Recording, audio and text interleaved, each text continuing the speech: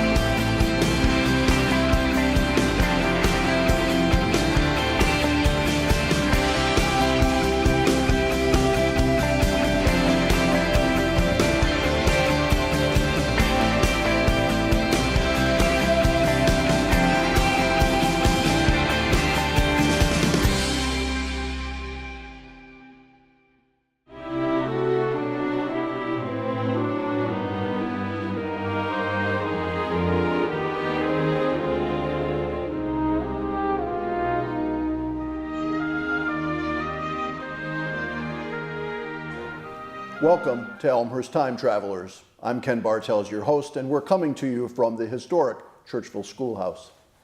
Today, in our second of two programs, we're exploring the history of the Elmhurst Heritage Foundation, 10 years old in 2017.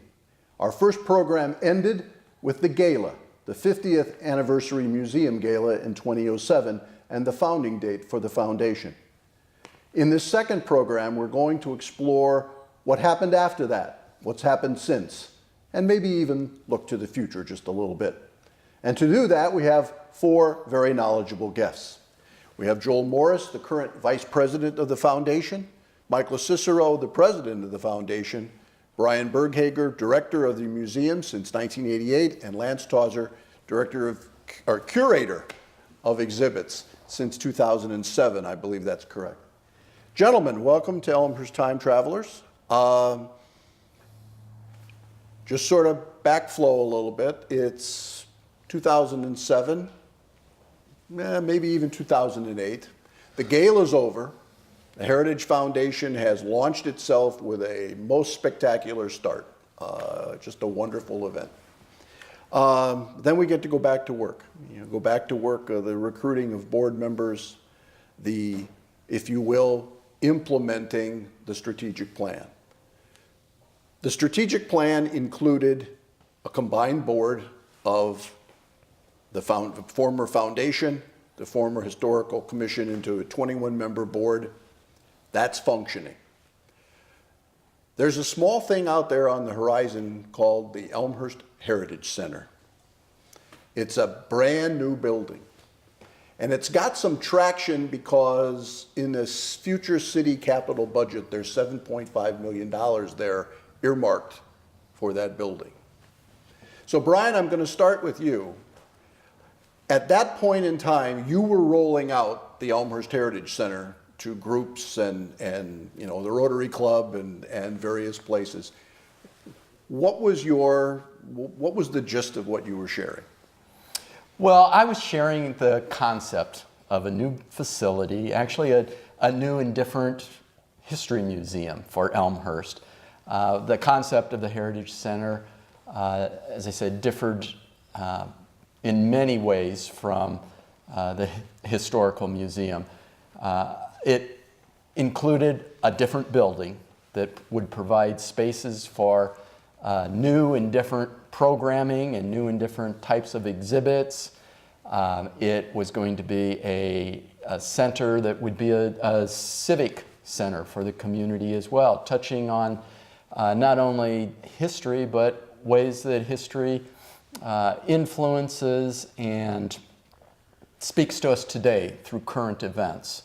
There was going to be a hands-on gallery as part of it, a family research gallery, and a larger reference services facility as well. So it was very conceptual at that point. We had these great ideas that were shared with the Heritage Foundation Board as well. So coming off the 2007 gala, there was a lot of excitement, and I think we all felt, okay, where do we go now? We've done this event, now the real work starts. And for the museum, that included beginning to build some internal capacity. Our strategic plan identified the need to step up and devote greater resources to things like exhibits, public programming, our school services, and the marketing and communications effort that takes place at the History Museum. So all of those plans began to be implemented at that point. And Lance joined us in 2007 as part of the implementation of that plan. Well, and as you shared, the strategic plan, I mean, it had some big things that everybody remembers, like the new board and the proposed center. But it also had increased capacity, it had building audience, it had ramping up exhibits. And, Lance, I was just going to say, you come on board. What were your earliest marching orders, as you recall? Marching orders, I don't know if we'd refer to them as that. There was definitely a lot of ideas being tossed around because we had this large goal out there, but we had steps to take to try to earn that. So the idea was to lay the groundwork and start to raise the bar of the level of the exhibits and the type of exhibits that we're going to do to try to expand the audience and try to get us sort of on the map. And so I remember very clearly talking about the types of exhibits that would be the most engaging and the kind of ones that people would have some sort of stake in it. So part of interpreting history, at least in my approach, is that the stories that resonate with people are the ones where there's some sort of connection. So we looked for stories and we looked for exhibit projects that we knew people would have some sort of familiarization with. And then we really expounded upon them and tried to kind of, bring them to a level where they could experience them more in interactivity. I didn't really look back too much at what the museum had done prior. I pretty much looked at what was on the slate when I first got started. There was a couple of exhibits already in the pipeline, and I had to pump those out. But the long-term stuff and developing exhibits that would garner more publicity and get us sort of on the map, so to speak, we jumped into those pretty quickly. And some of them, like the history of candy exhibit, was one that we had a connection to the person who was writing the book, and we thought, here's an opportunity to do an exhibit that could kind of help make people connect to history in a fun way. It was a really good experience, and we kind of build upon one after the other. We're gonna spend some time on exhibits because, at least in my world, the exhibits and how they become a central and important part of the movement forward from 2007 to the present day is a significant story, and we'll come back to that. Okay, so we've got a new board. We've had a successful launch. The Heritage Foundation is somewhat understood in the community. There's a idea of a facility floating out in the community, but there's something else going on, and it very quietly is becoming a very significant financial issue for the entire country, let alone the area.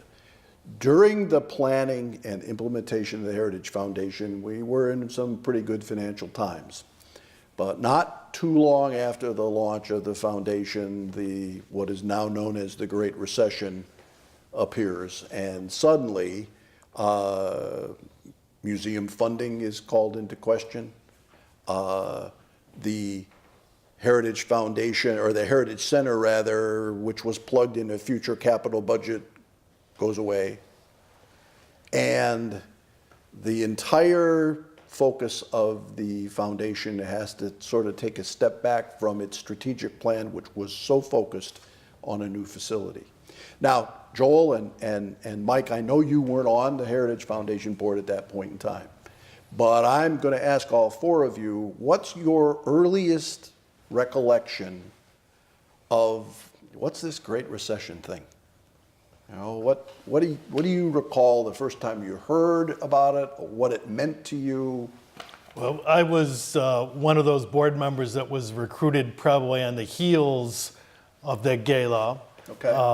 And so when I joined the board and came on, it was after the Heritage Foundation's plans for the center were kind of on a stall, and there was a bit of an air of disappointment because the focus was such on a new center, and we're going to have a new center, and it's going to be wonderful and great, and we can do these wonderful things that we can't do up to now. And then it was kind of, well, that's not going to happen. And so that's kind of the climate when I joined the board.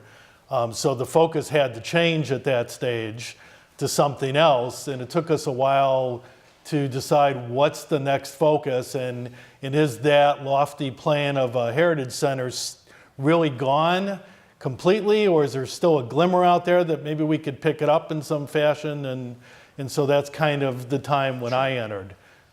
Joel, what do you recall? My experience was not one in Elmhurst, because I was in the process of retiring and successfully sold several houses at losses as part of the recession activity. But I had a pretty good feel for the impact of that on public activities, upon programs. And one of the things that was intriguing to me was the differential impact from one community to another, that while all communities seemed to suffer as a result of that recession, there were some. I happened to move to a community in South Carolina that by and large the recession did not affect it much at all because of the dollars and income that existed within that particular organization. Brian? Well, I think there's no doubt that the recession took the steam out of some of the enthusiasm that we had for the the concept of a new building, because it directly affected not only the city finances, and since the museum's a department of the city, it had a direct impact on us, but it also affected, I think, the potential fundraising capacity of the Heritage Foundation at that time.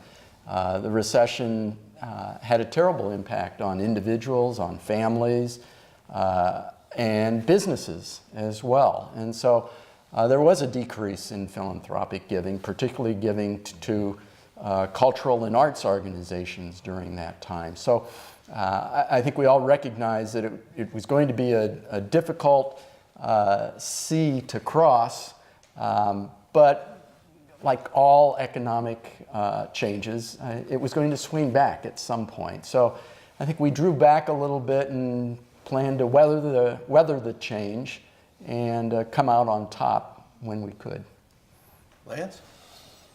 Well, it kind of happened very quickly, with not coinciding with my start date. When I started at the museum, the plans were still there, and then things like the recession don't happen overnight. But it was, I think it was the first budget review of my tenure there, where they had taken a whack at the museum's budget, and I had to really count on Brian, who had been here for a long time, to kind of calm my anxiety about how often does this happen. And so it was new for me, so I really had to kind of lean on Brian for guidance. He had the long view, and I was relatively still in the short view, just trying to get the projects done that were in front of me. But it probably took me a long time to get to that realization that the Heritage Center wasn't going to happen ever, or maybe in whatever. I kept hoping that that we could still earn the community's trust, and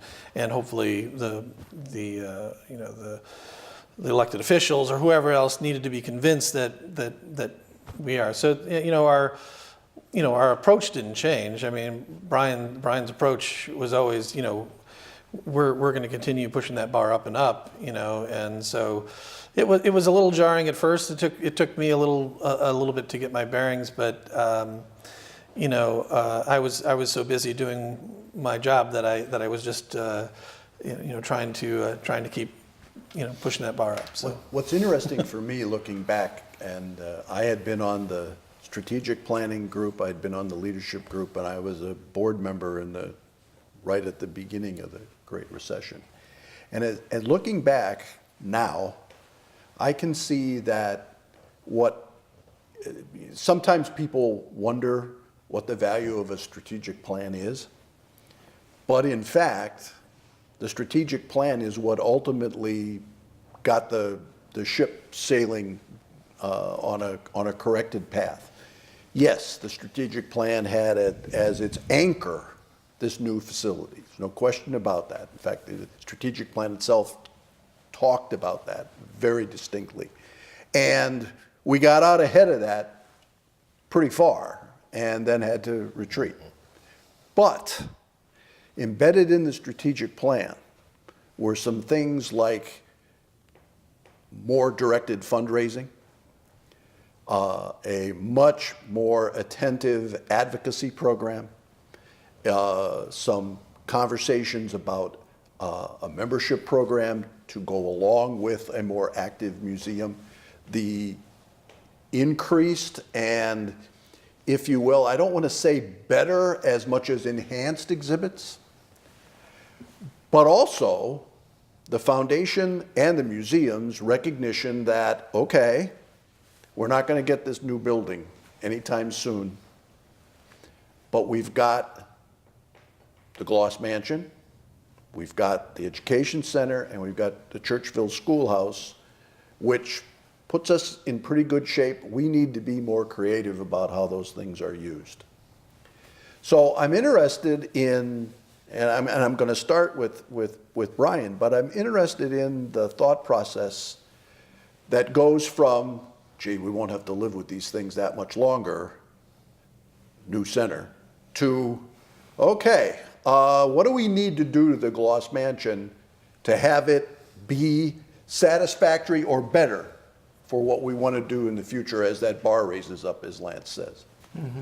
And we did draw back, as you said, and we began to focus internally on what could be done in the short term, in line with the strategic plan.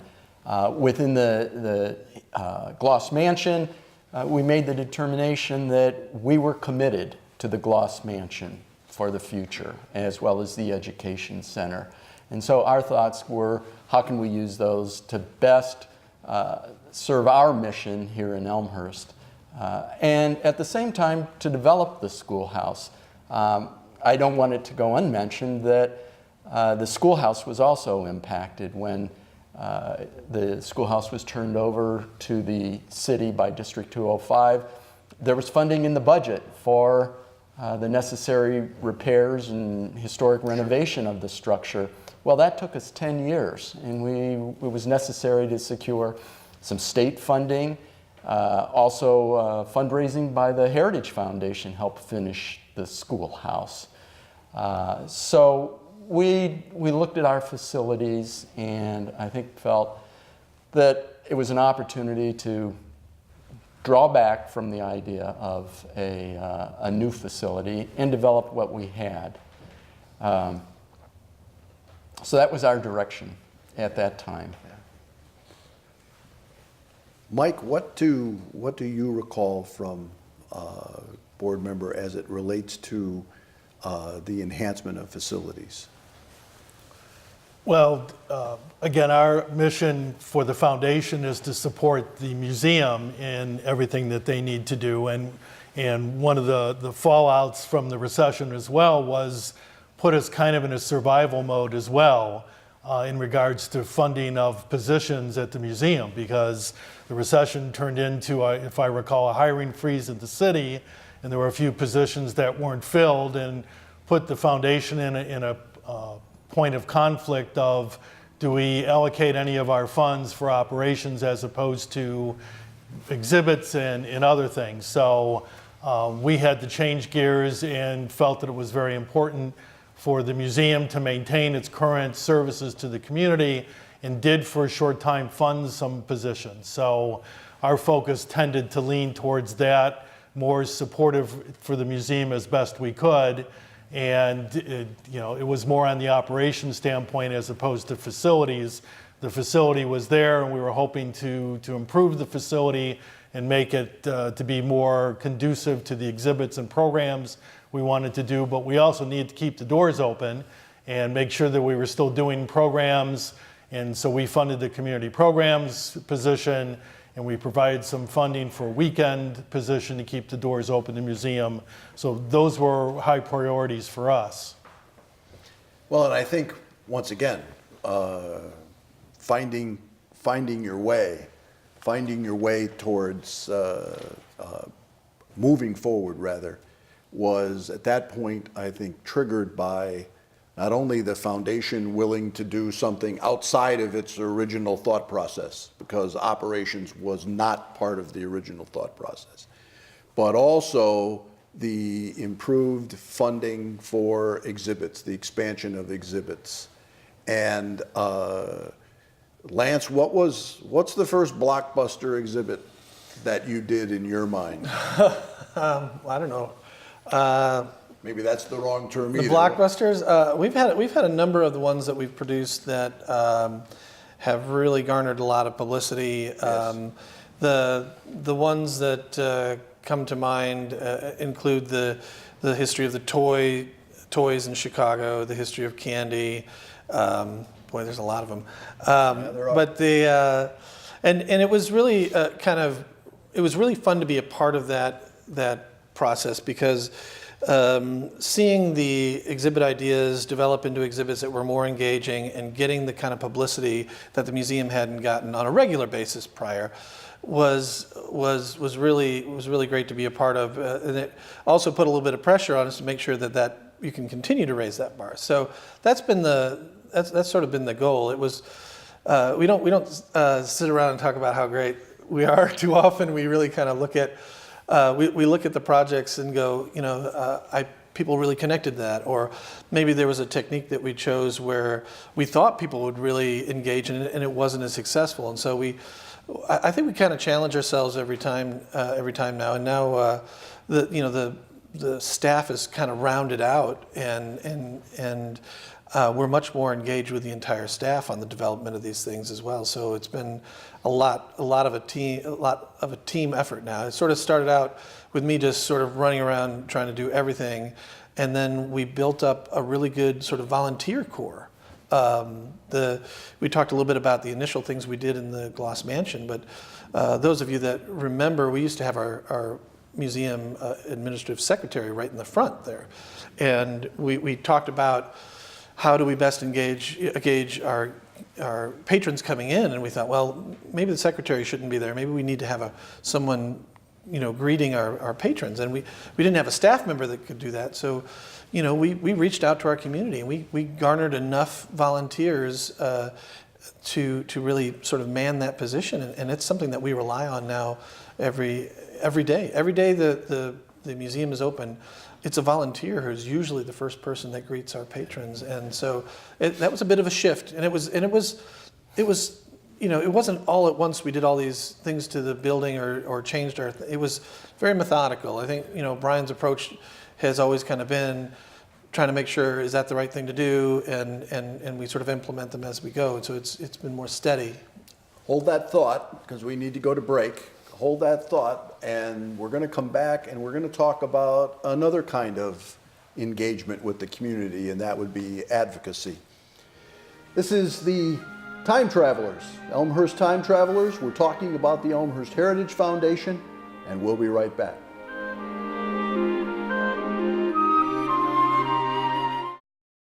The Churchville Schoolhouse opens the door to the best education in history. Visitors to the Churchville Schoolhouse take a step back in time to watch history unfold in a restored National Register of Historic Places property that dates to the Civil War era. Students of today walk in the footsteps of local farm children from the early days of DuPage County for an authentic living history experience led by a schoolmarm of the early 1900s. A visit to the Churchville Schoolhouse is hands-on, educational, and fun. Participants use slate chalkboards and McGuffey readers for the day's lessons, and children will be asked to follow proper classroom etiquette. Reading, writing, and arithmetic are practiced, and students test their skills during an old-fashioned spelling bee. And of course, no school day is complete without recess featuring games of the early 1900s. The schoolhouse is a popular place for scouts and day camps too. Group visits can also be arranged for service clubs, tour groups, and other adult organizations. The Churchville Schoolhouse Living History Program is operated by the Elmhurst Historical Museum. Call the museum today to book a field trip or find out more information. Call 630-833-1457 or visit our website at churchvilleschoolhouse.org.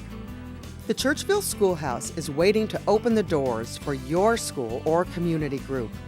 Plan a memorable learning experience today for the best education in history.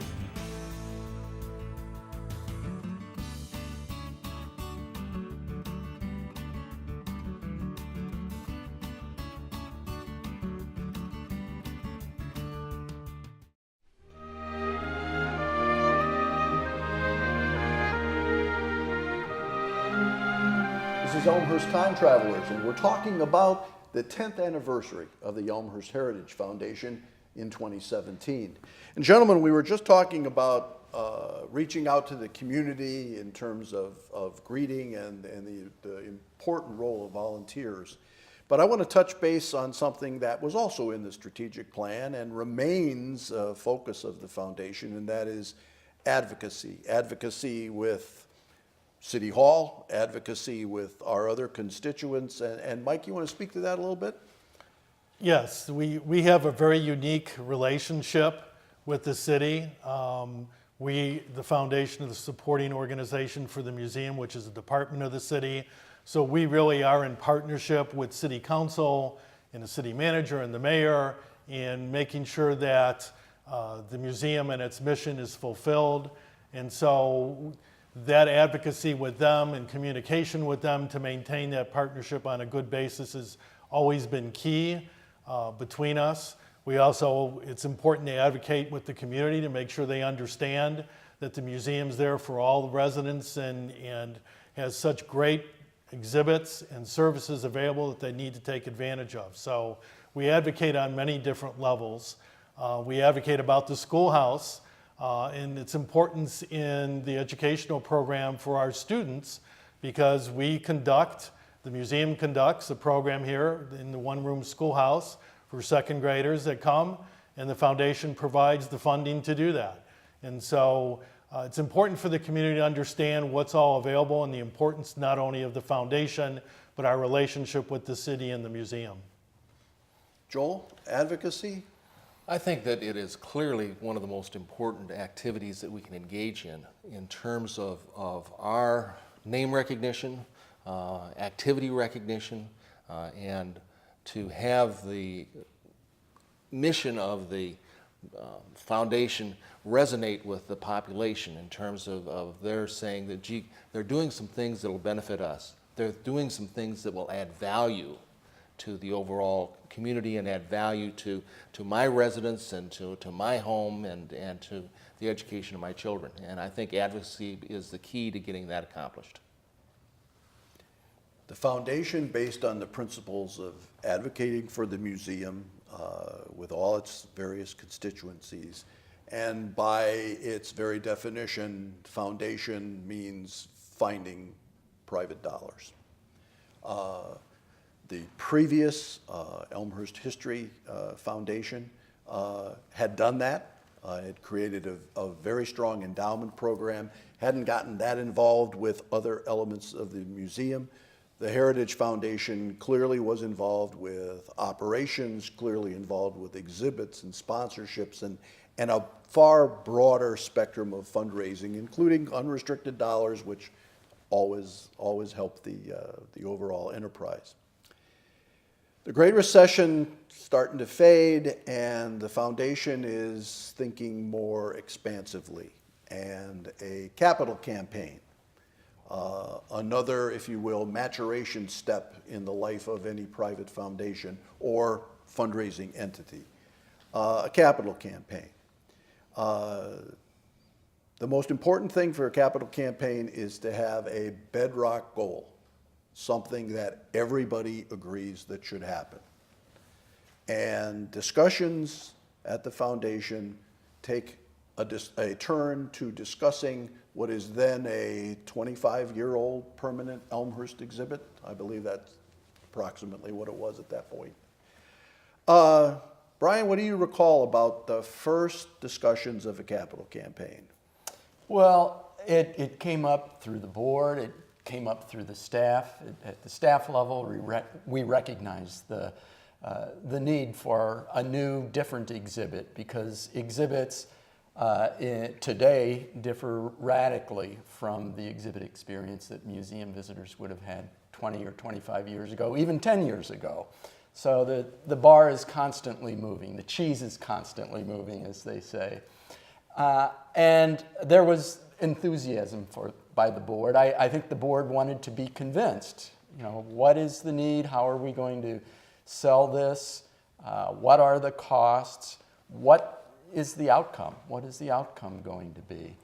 I think another factor that came out of those early discussions was that all of us moved away from looking in the rearview mirror of the Heritage Center building. It got us away from that discussion. And I think that was good for the organization. I think it was good for the museum as well, because it gave us a new goal, something to reach for.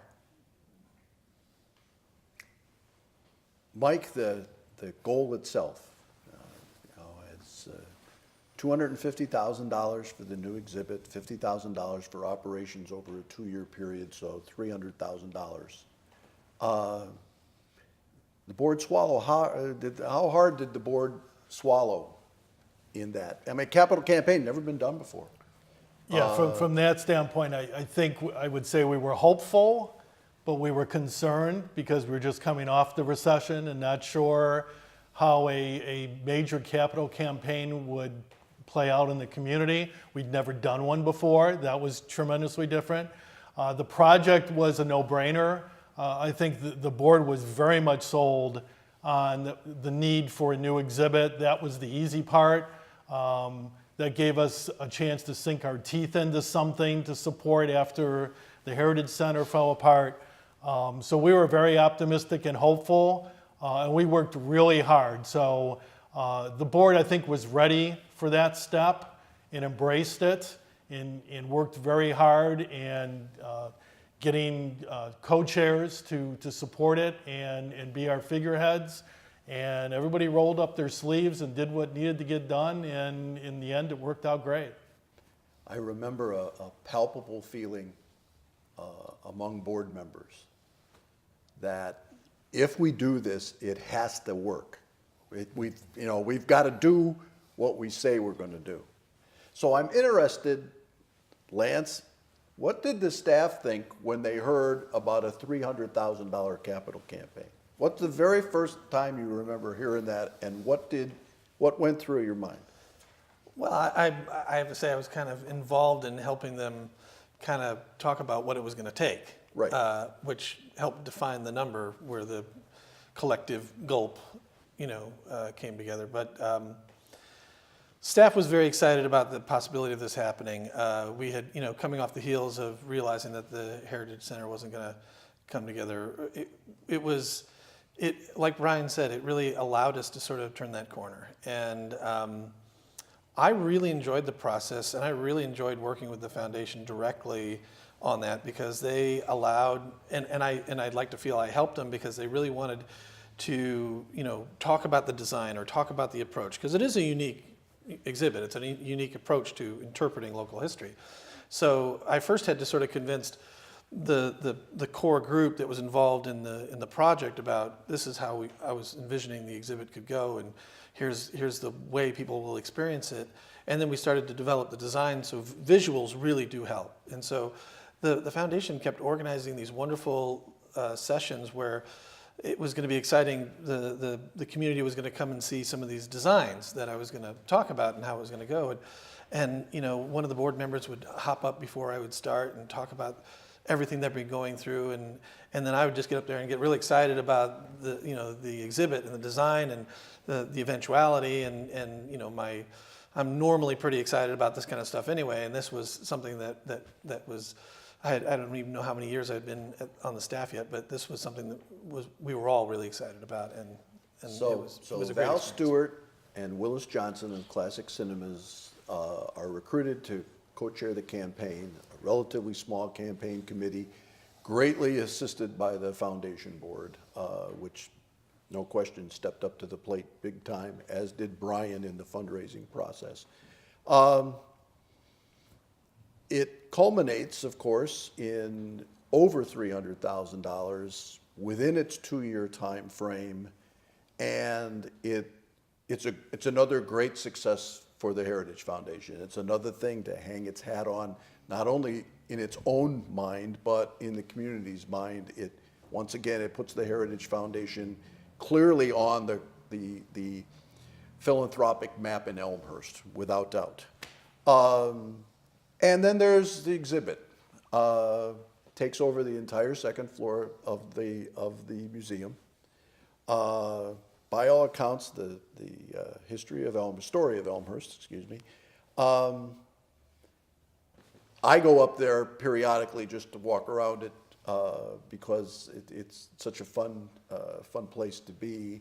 What's your first memory of the new exhibit, Joel? Actually, I think I was in the map room, and there's several residents came in and wanted to know from where they were living, what was in that location several years before, several decades before, and the excitement that they had to find out that this is farmland or this other kind of area not used for housing was just amazing. Mike? Well, you walk up the stairs and you turn the corner, and the first thing you see is the huge mural that's interactive with moving parts, and you know you're not in Kansas anymore. You know that this is going to be an outstanding experience, and you go around the corner and see the towers and see the wall of fame, as it were, in the interviews, and it's just mind-blowing. It really is, compared to what the exhibit represented before. It is completely night and day, and it was not unexpected on our part, from Lance and Brian's guidance and the exhibits that they've been turning out for years and years, building and building. This was just the cherry on top of the sundae, and it continues to get enhanced and improved, and it's one of the most wonderful things that we've done, and hope to continue to improve and enhance as time goes on. So it was very gratifying to see it after the capital campaign finished to turn into such a wonderful exhibit. Brian, it's been up there for 2 years already. But when you go up there, what makes you smile?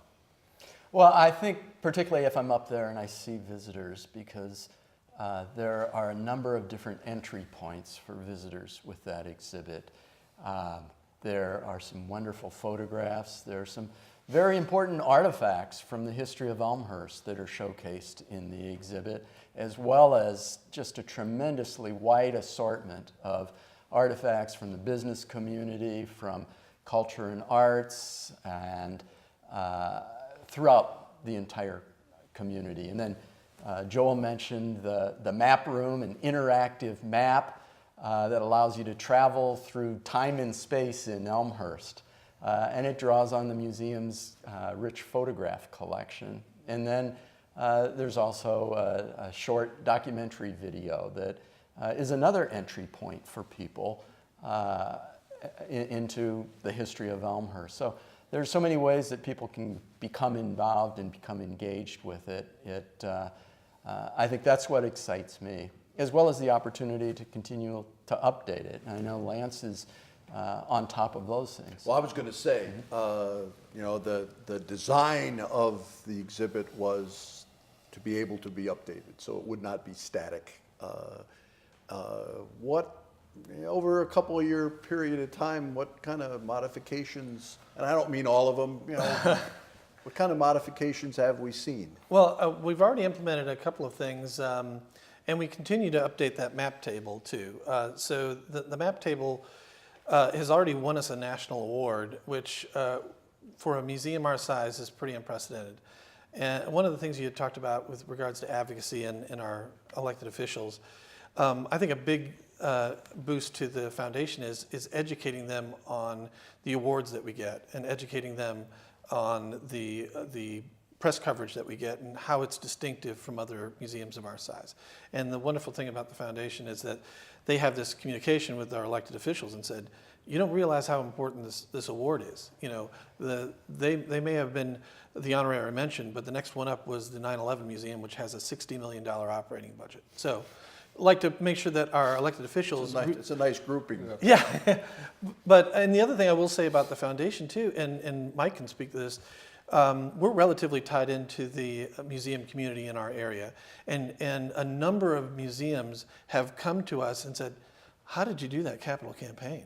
And they bring their boards to our exhibit, and Mike and some of the other board members walked through exactly what you just talked about with the process of not only just building the money up, but engaging the community. And so I think it needs to be noted that the foundation went into this not having done a campaign before, and now are really seen as kind of the bar. Did you see what they've done in Elmhurst? Their foundation board raised $300,000, and that exhibit's great. And other museums are taking notice, and I think that's a big thing for us. The Heritage Foundation began with a strategic plan, and that strategic plan, with all sorts of elements involved, as we've talked about, continued on. But it's interesting because as we're here in 2017, the foundation is engaging in a strategic plan. I know there's things that I still want to touch on, Beer Fest being one, since that's coming up pretty quick. What's embedded in the strategic plan, without giving away trade secrets? What's embedded in the strategic plan that you're excited about, Mr. President? I think the focus on this strategic plan is more internal on the board, maturing the board, evolving the board and what we do and how we do things to get us ready for the next steps. So our focus internally, I think, is a natural evolution in our organization of making sure that we as board members are more educated, more professional in how we're advocating and the way we advocate and the way we fundraise, and to take advantage of all the means and available to us to fundraise. So that's what's, in kind of a general sense, what's going to come out of this strategic plan, which will lead who knows where after that. Joel, what? One of the things that I think is important about the new strategic plan is that it gives us the opportunity to expand the manner in which we communicate with the members of the community of Elmhurst, with elected officials, the use of electronic media, the use of software to gather increased information on what people's needs and desires are, and it lets us respond to those. I think that the foundation in terms of building the structure was really the first phase. And now I think that the structure is built. Now it's an opportunity to take that structure and to reach out to other entities, both within the community and outside the community, as well as with the public, and to get them on board. Having a degree of personal involvement with both of them, I have to say that if you go back and look at the first one, it has language in that sort of is, it's aspirational language, but it's language couched within, yeah, we think this will work. The new strategic plan, the one that isn't quite official yet, is written in language that says this is what we're going to do. This is where we're going. Yeah, we don't know, it's not clearly mapped out in all areas, but it's clearly a strategic plan that has expectation of achievement within it. And Brian, do you see that as well? Absolutely. I think there is that expectation of where can we take the organization to a higher level. And what strikes me is both an insider and an outsider, I serve as an ex officio member, is that I think the plan and the board itself is so self-aware today about board culture and the organization and how it's perceived in the boardroom as well as outside the boardroom. And I think that's a big step for the organization and spells well for the future. We're going to run out of time here very quickly, and I don't want to not mention Beer Fest because it's clearly a happy event that also the foundation paired up with the Rotary Club of Elmhurst in 2015 to do a first Beer Fest. Mike, give the 30-second or less spiel on Beer Fest. Well, it came as a result of a desire on part of both organizations to do a joint program for the mutual benefit of both organizations. It has established some great partnerships that we've created. It's going to create, for the third time coming in this September, another event where the community can gather and, yes, drink some beer and sample some craft beers that are there, but it helps build that sense of community. It's going to be located on the museum grounds, which is important. People could go in and see the existing exhibit that's there, but it really has created a newer sense of community amongst those participants that come, and it continues to grow. And so we're very happy and pleased with it. And the date will be? September 16th. 2017. Yes, it is. Absolutely. A guide for the early discussions of the Heritage Foundation was a consultant by the name of Mary Kay Ingenthron from Shawnee Mission, Kansas, and she guided the group, the strategic planning group, and the leadership group that created the Heritage Foundation. I reached out to her as I was getting ready to do this program, and she sent me back an email, and I just want to read just a small section of it. I want to congratulate all of you on the 10th anniversary of the founding of the Elmhurst Heritage Foundation. If memory serves me correctly, it was quite a project to get all the players going in the same direction. But once that happened, a very strong, very committed team was the result. And I've used your example of leadership and commitment as a model with other clients. One element of creating the Heritage Foundation was having the strategic planning project take place first and then put together the team to implement it. They became a critical factor in merging the commission and the foundation into a single entity. And the model you ended up with speaks to your commitment and care for the museum, which is the underlying mission. So this is a national consultant who uses the Elmhurst Heritage Foundation frequently in her work with clients, which speaks very well of the foundation. Thank you for joining me on Elmhurst Time Travelers. Very pleased to have this discussion with all of you, and obviously look forward to all the great things ahead for the Elmhurst Heritage Foundation in the years to come. This program is part of a 35-year history of cable television in Elmhurst. For Elmhurst Time Travelers, I'm Ken Bartels, and we'll see you again.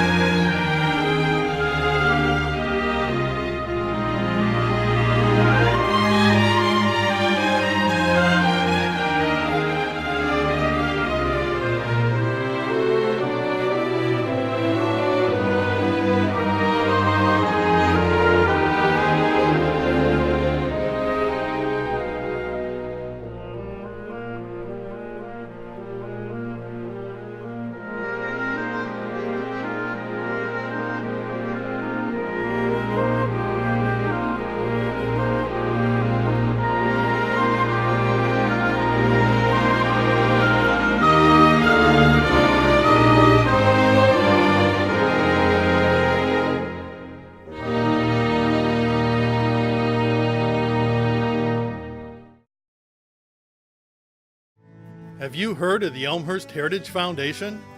Its purpose is to provide support through advocacy, education, and fundraising for the Elmhurst History Museum, our local Elmhurst history, and the Churchville one-room schoolhouse. Established in 2007 as a nonprofit organization, we initiated an endowment fund and raised funds to complete the renovation of the historic Churchville schoolhouse. We conducted a capital campaign to develop the new exhibit, by all accounts, the story of Elmhurst, at the History Museum, and we continue to provide financial support to enhance exhibits, programs, and events at the museum. Yes, we feel strongly about our mission and encourage you to become a member or donor of the Elmhurst Heritage Foundation. Please call or go to our website for more information to learn about the benefits of becoming a member or donor by investing in our town, our history, our heritage.